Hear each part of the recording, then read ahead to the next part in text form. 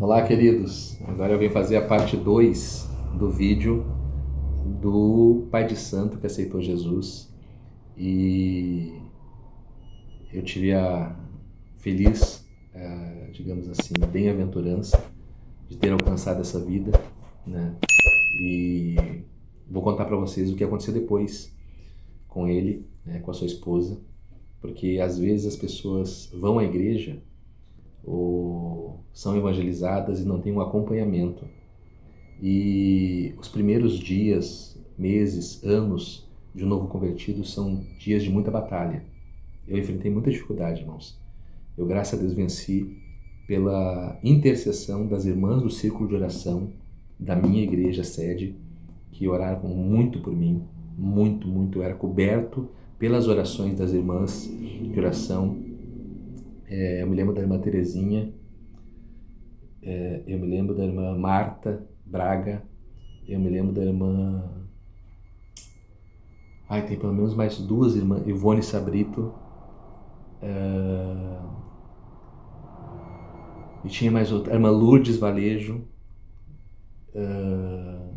e outras irmãs que me adotaram como um filho e oravam intensamente por mim, jejuavam por mim, pelo meu ministério, e isso me manteve em pé nos meus primeiros, né, anos de conversão, porque eu fui muito retalhado, muito retalhado. Eu sempre, na verdade, a minha vida toda de cristão sempre foi muito retalhado, né, pela envergadura do ministério, pelo fato, né, de ir desafiar bruxos, feiticeiros, fechar templos satânicos, casas de feitiçaria, né. No total de 20 eu fechei durante meus 22 anos de ministério.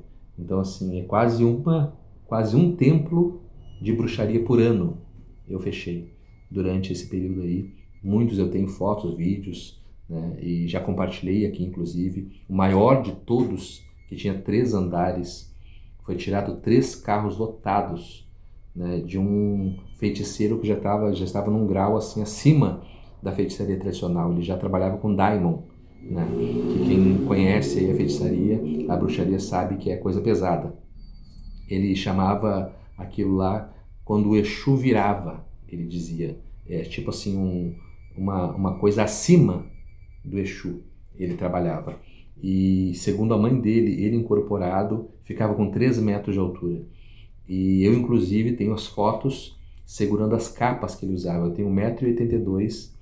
A capa dele, que ele colocava no pescoço, aqui no caso, e até embaixo, eu levanto assim nessa altura as duas, mostrando, no caso, que a altura de quem usava uma pessoa muito alta, né?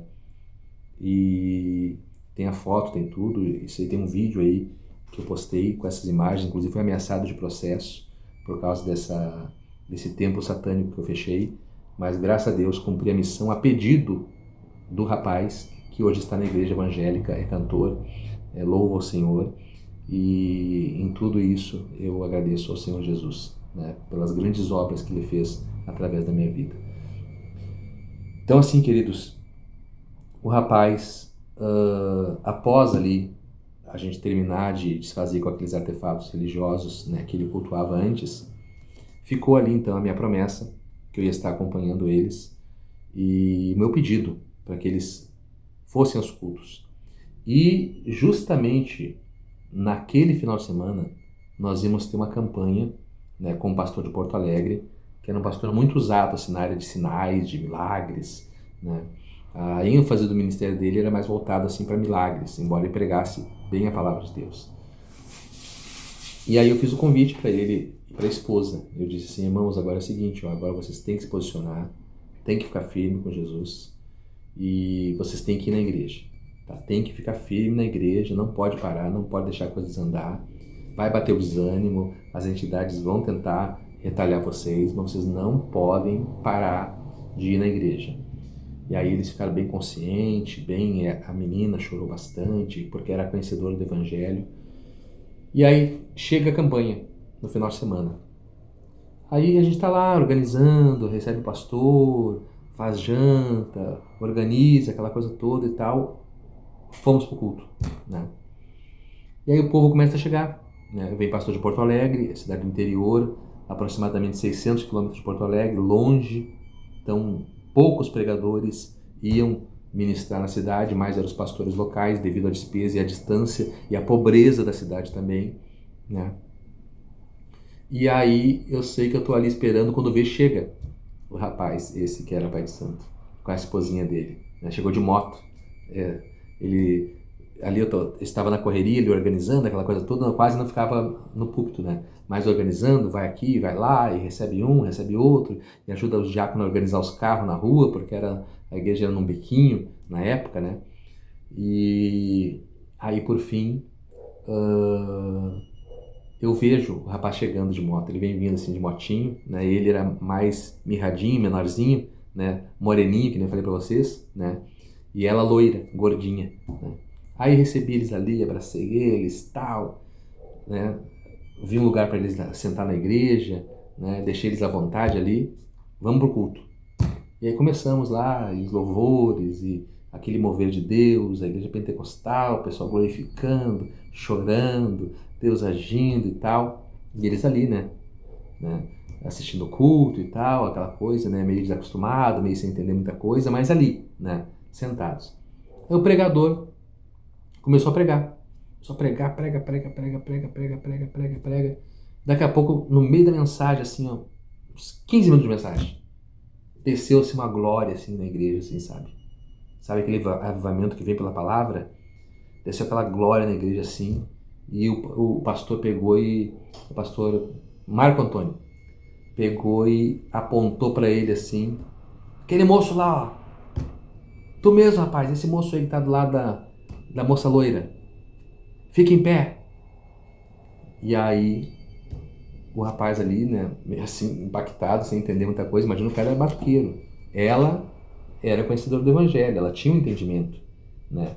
Ele não entendia nada. Primeira vez que o cara pisava na igreja. E aí ele levantou, ficou olhando o pastor, e o pastor disse assim, ó, Deus fez uma grande obra na tua vida. Deus te libertou, Deus te livrou da morte. O desejo do diabo é que hoje tu tivesse morto. Mas Deus vai te levantar como pregador, Deus vai fazer uma obra na tua vida. E como prova que Deus vai fazer uma obra na tua vida, recebe o batismo do Espírito Santo agora! Oh, glória! O cara, a primeira vez que ele pisou dentro de uma igreja, Deus usou o pastor para falar com ele e ele foi batizado no Espírito Santo sem nem saber o que existia, o que era batismo no Espírito Santo. Irmãos, desceu um fogaréu naquele homem. Aquele homem começou assim a chorar e pular e falar em língua estranha. Aquele mover assim, pá, pá, pá, pá, pá, pá, pá, pá, pá. E aí os irmãos que conheciam, porque todo mundo conhecia a cidade, porque todo mundo se conhece, sabia que ele era o pai de santo.